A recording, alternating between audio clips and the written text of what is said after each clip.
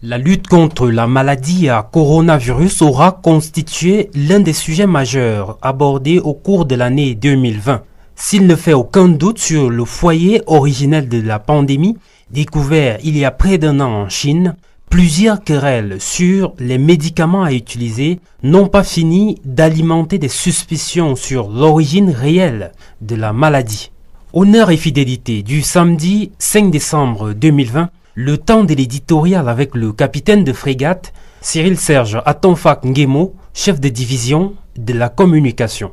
Apparu quelque part en Extrême-Orient fin 2019, la pandémie du coronavirus aura servi de révélateur au grand public des souterraines collusions entre les cercles scientifiques, les firmes pharmaceutiques, les milieux d'affaires, les cercles politiques et les médias, dans la gestion de la crise, la mise au point, la certification et la mise à disposition des produits médicamenteux. Si un fragile consensus s'est formé autour du point de départ de la maladie, rien jusqu'ici n'est venu étayer son mode de transmission à l'homme, pangolins, chauves-souris, hérissons et autres rats palmistes ayant été soupçonnés d'en être les vecteurs, dans un drôle de postulat toujours en attente de justificatifs.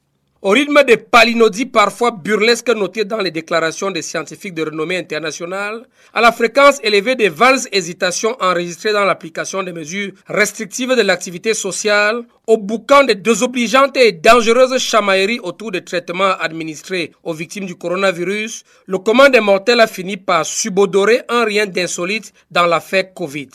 D'ailleurs, les tentatives d'imposition du remdesivir, hors de portée du plus grand nombre, aux dépens de la bonne vieille hydroxychloroquine, accessible à tous, ont épaissi le voile de suspicion qui plane encore sur l'origine réelle de la pandémie. D'un autre côté, et si l'on s'en tient au système mondial de lutte contre les pandémies, celle du coronavirus aurait dû susciter une réaction en chaîne en termes de mutualisation des moyens de la riposte et de générosité dans la répartition de la ressource. Mais ça, c'était avant. L'on aura plutôt assisté à la montée vertigineuse d'une sorte de mondialisation de l'individualisme sanitaire, des gouvernements se mettant, à coups de montants faramineux, en posture de confiscation de la production pharmaceutique après s'être âprement disputé les taux d'efficacité de leurs vaccins respectifs, ceci après s'être perfidemment battus pour l'accaparement des stocks de masques. Autre preuve que les enjeux de la lutte contre le coronavirus sont loin de se circonscrire au seul domaine sanitaire, les grammairiens, lexicographes, sémanticiens et sémioticiens ne parviennent toujours pas à se mettre d'accord sur la nature de l'article devant déterminer le genre du mal.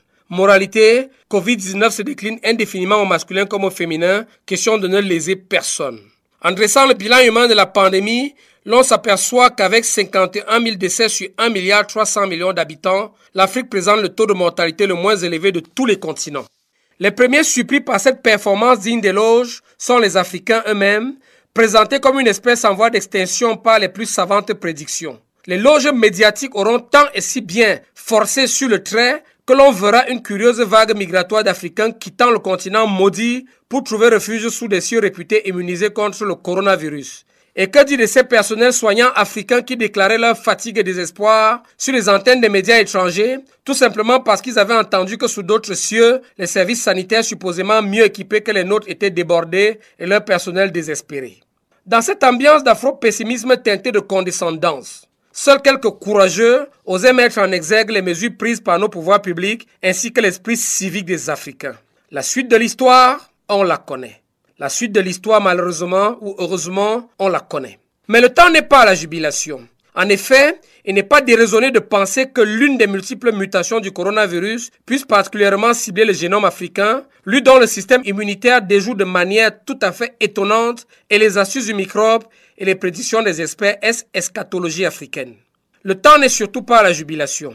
Au moment où l'on annonce une deuxième, voire une troisième vague de la pandémie, sans qu'il soit dit si ces manifestations à répétition sont naturelles ou provoquées par l'homme. Autant rester sur ses gardes, la guerre d'usure étant désormais déclarée entre l'animalcule viral et les populations africaines, et c'est à qui fera montre de la plus grande résilience. Donc, tout en continuant d'être reconnaissant au soleil, de nous brûler la peau en même temps qu'il grille le virus, disons-le ainsi, et en attendant la montée en puissance et l'homologation internationale d'une thérapeutique anti-Covid d'origine africaine, ce qui du reste serait un pas important vers l'indépendance sanitaire du continent, le respect consciencieux et volontariste des mesures barrières, demeure notre meilleur moyen de survie. L'Afrique dit halt au Covid-19, le Cameroun dit halt au Covid-19, le Cameroun dit halt au Covid-19. À semaine prochaine.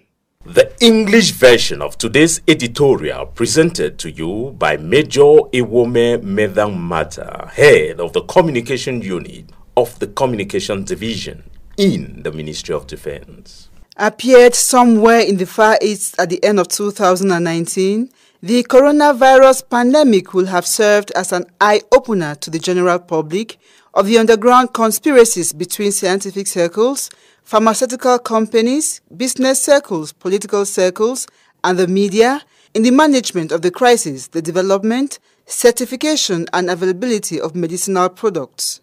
If a fragile consensus was formed around the origin of the disease, nothing so far has come to support its mode of transmission to humans, pangolins, bats, hedgehogs, and other animals having been suspected to be the vectors in a strange postulate still not proven. To the rhythm of the sometimes ridiculous uncertainty noted in the statements of internationally renowned scientists, to the high frequency of hesitations recorded in the application of restrictive measures of social activity, to the commotion of derogatory and dangerous backbiting around the treatments to be administered to the victims of the coronavirus, the common people ended up sensing something unusual in the COVID issue. Moreover, the attempts to impose solutions out of reach of the greatest number at the expense of the good old hydroxychloroquine, accessible to all, have thickened the veil of suspicion that still hangs over the real origin of the pandemic. On the other hand, and if we stick to the global system for combating pandemics, that of the coronavirus should have sparked a chain reaction in terms of pulling the means of response and generosity in the allocation of resources. But that was before. Rather, we have witnessed the rise of a sort of globalization of health individualism, with governments putting themselves with huge amounts of money in the position of confiscating pharmaceutical production after having bitterly disputed the rates, effectiveness of their respective vaccines after having treacherously fought for the grabbing of stocks of masks. Further proof that the challenges of the fight against the coronavirus are far from being confined only to the health field, grammarians, lexicographers, semanticists, and semioticians still cannot agree on the nature of the article that should determine the gender difficulty. Moral lesson being that COVID-19 attacks indifferently males as well as females, no one left out.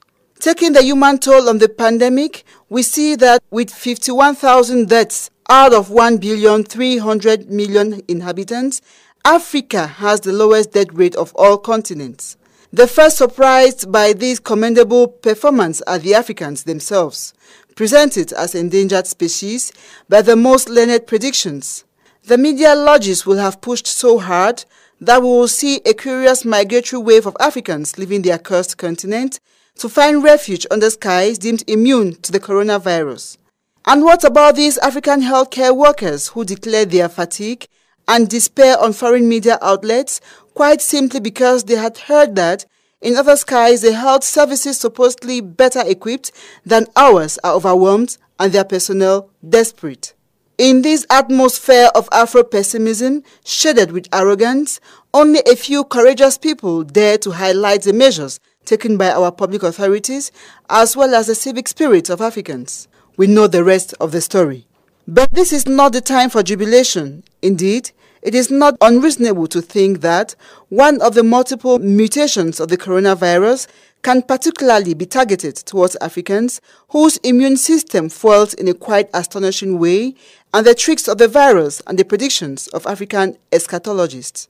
The time is above all not for jubilation when a second or even a third wave of the pandemic is announced without it being said whether these repeated manifestations are natural or caused by man. We might as well stay on our guard.